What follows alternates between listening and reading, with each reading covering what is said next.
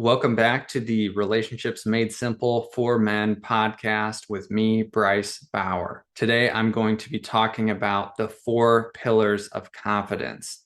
This comes up a lot when I'm talking with men. They want to feel more confident in their lives, more confident in their marriage. They want to have that experience of feeling good about what they're doing and how they're showing up in the world. And really, what I think people are wanting when they talk about confidence is that they want to feel relaxed. We want to feel relaxed when we're making decisions. We want to be able to stay calm in high pressure environments. We want to be able to take initiative and lead and be trusted. It's an experience of inner strength that we can feel and others can feel. And I think about an example here. There's 5 seconds left on the clock and someone needs to take the final shot. And you know they're going to give it to LeBron James. So they zoom in on his face and he looks totally calm and focused. They pass the ball in. He takes the shot. It goes in and the crowd goes nuts. That's the type of confidence that men want to feel. But that is not most of our realities. Most of our high pressure situations happen in our home, in the kitchen. They happen at work. They happen at family get-togethers. But it doesn't mean that we can't think about it in the same way. I like to think about it this way. Anytime I handle a decision well, or a conversation goes well with my wife, I want to celebrate that in a big way. And we can celebrate that in a big way because this is the type of thing that really counts in our relationship and in my life. These little wins make all the difference in my confidence. And I just want to plant that flag because if you are thinking that you need to do something big or you need to be brought up on a stage or win something, you might miss all the little moments that really matter. It matters if you can slow down with your kids and teach them how to relax their nervous systems. That's a game-winning shot. To listen to them, to comfort them, to guide them. It matters if you hold back your defensiveness and just hear your wife's concerns. That's a game-winning shot. It matters if you can treat yourself kindly when you feel like you're not doing enough in your life. And this can come up a lot if you haven't noticed. So it's worth learning how to do. Your life is important and you matter to a lot of people. And the moves that you make in your life are just as important as LeBron James's game-winning shot. In fact, I'd say they're more important, right? Does it really matter who throws the ball through the hoop the most times? I mean, I love sports, but it's really inconsequential. And of course, it probably feels good to do that. I mean, I play pickup basketball and I come home feeling super happy anytime I make the game-winning shot. But that fades away and it really doesn't impact my life. So with that being said, let's talk about the 4 pillars of confidence. The first one is alignment. Am I living in alignment with my values? Am I doing enough of what I love that it feels good? Am I honest? Am I treating others well? And am I being a steward for my family and the people around me in the way that I want to be? Most men's values are pretty similar here. The second pillar is emotion. It's the felt experience. Do I feel confident in my body? Do I feel relaxed? Do I feel focused and good about the decisions I'm making? The third is results. We have to look for ways to find wins in our life. Life can feel depressing if we feel like we're constantly losing. We're not getting the results that we want. And this really does matter. I wouldn't tell someone who's unemployed and homeless and alone that their lack of confidence is just in their heads. There's a reality to that. If we're really struggling to get our fundamental needs met, it can be really difficult to feel confident. The fourth pillar is knowledge. Information gives us power. And whether that's a skill that we have, whether that's awareness about ourselves or how the world works, learning will help us feel more confident. If we are stagnant in our education, our confidence is going to start to slip. So we have to look at ways in which we're giving our attention to learning about the things that matter to us and that will help us excel in our lives. So let's go back to the beginning and talk about the first one in a little more depth. The question that you want to be asking yourself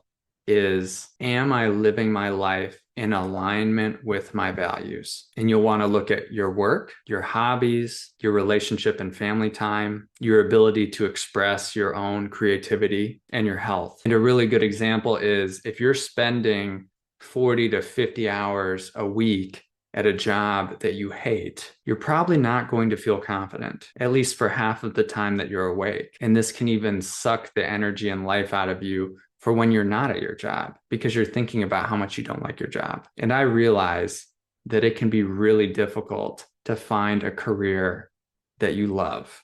It can take time, it can take years. But if you're not making tangible moves to change that, and you're just stagnant and you've given up and accepted that, oh, this is what I have to do for the rest of my life, of course you're not going to feel confident. And there's some ways we can reframe this, right? Like doing a job you don't like that much as a building block to get to a job that you do really like, that can be worth it. But if you're looking ahead at the next 10, 20, 30, 40 years and you're like, I have to stay doing this thing because I don't know how to do anything else to make money, and that's going to be my life, that's not going to help you feel confident. You have to explore, you have to look for other options. You have to be honest with yourself about how you actually feel in your career. And career is a big one for guys. That's why I'm bringing this one up. I was actually talking to some of my buddies after we got done playing basketball last week, and one of the guys said something to the effect of, oh yeah, wouldn't it be nice to not hate your job? I think he does data analysis or something on computers. And I was like,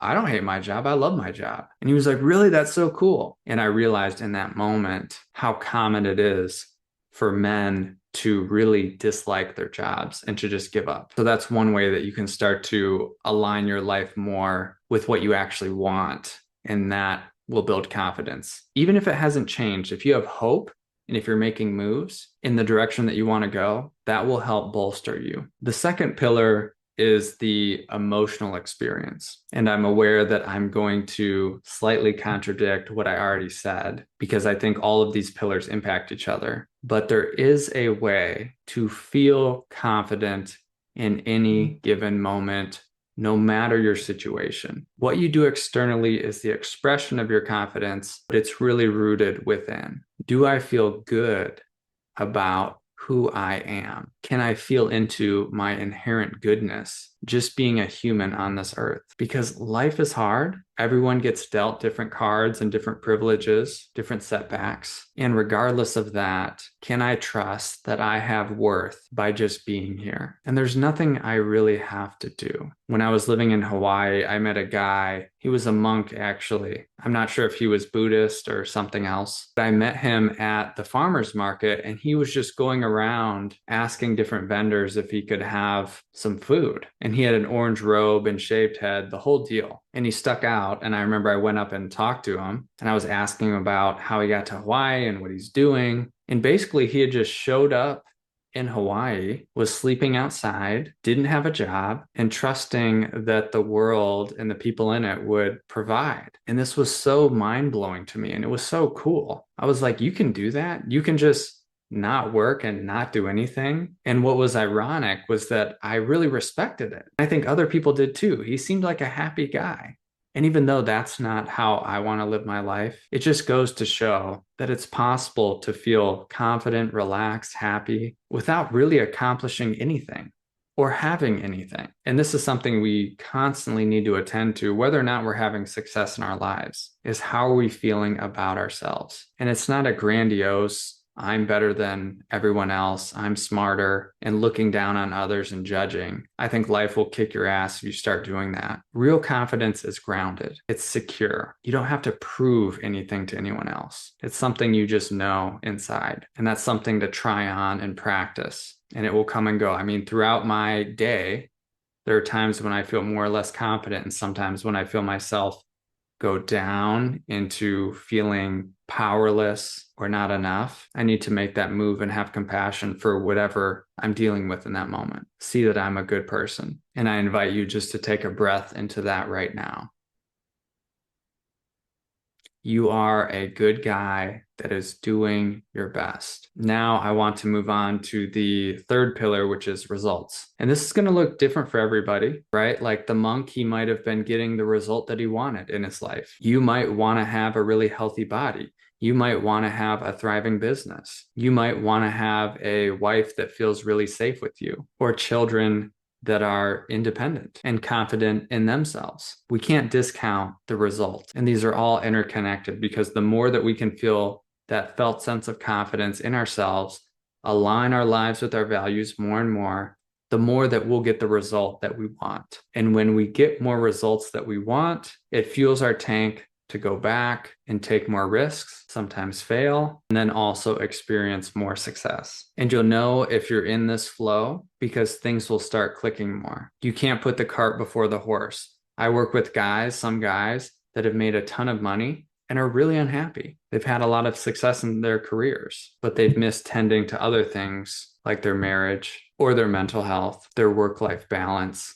and those things have suffered. So yes, the money still matters. It gives you more opportunities to get support and get needs met. But if things aren't balanced, it's not going to feel as good as it could. Now, the fourth pillar is knowledge. And I think the most important types of knowledge are understanding how minds work, which will also help you understand how relationships work, even though that's a little bit different. Relationships are two minds interacting. And then also knowledge around your specific skill set, something you love to do. And any knowledge you gain in any of these areas will not be time wasted. That is something you get to keep. That is something you get to use. I can promise you that the more you learn about how people operate, the more compassion you will have for them and yourself. Once you can see that we have these wet computers in our head that are just firing off information and pinging off each other, and that we don't know 97% of what's even happening in our minds, it gives us a lot more perspective.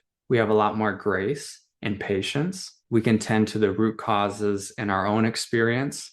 The stories we believe, we can start to challenge them and identify them and reframe them. We can also do that with the stories we have about what relationships should be or how our partner should be. We can see them more clearly. We can understand them more. We know how to ask better questions of them so that we can help them understand themselves better. And ideally, they can do that for us. This is the skill. When people talk about skills and tools, this is really it. I'm thinking about an example. I went for a walk this morning with my wife, and I woke up just feeling a little bit off. And instead of launching into talk about work or somebody else or some story about something, I was able to notice that there was some tension in my body, some anxiety in my mind. It was moving fast.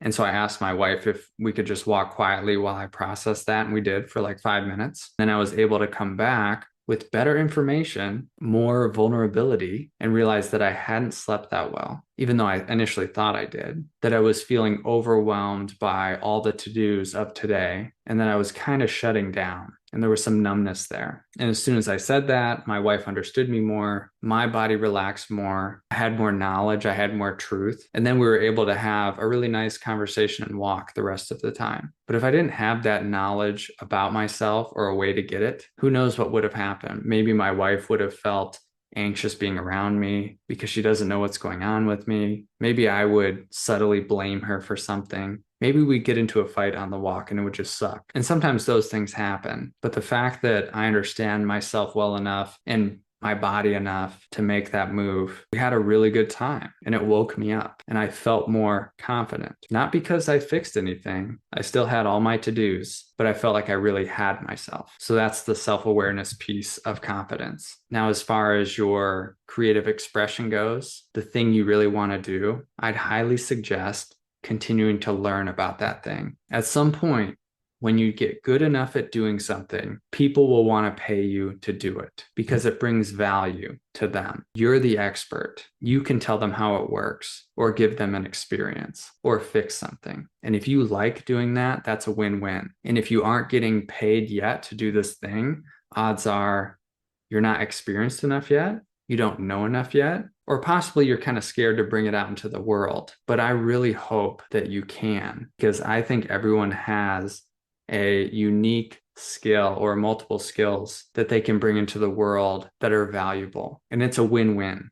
When you can do what you love and make a living doing it, it's a win for you. It's a win for your customers or your clients, and that will build your confidence. So hopefully that was helpful wherever you are on the spectrum of confidence, and even seeing that there are different types, different pillars. We have alignment, emotion, results, and knowledge. And just as a side note, we do have a coach training program that you can apply for. We've run it as a group. We also offer it to individuals. It's It's a little bit different, but we are launching this other branch of our business where we are training people to become relationship coaches. So if you're interested in that, you can email me at bryce@brycebauer.com. Good luck on your journey. Thanks for tuning in. Subscribe or follow if you like what I have to say, and I'll see you next time. Peace.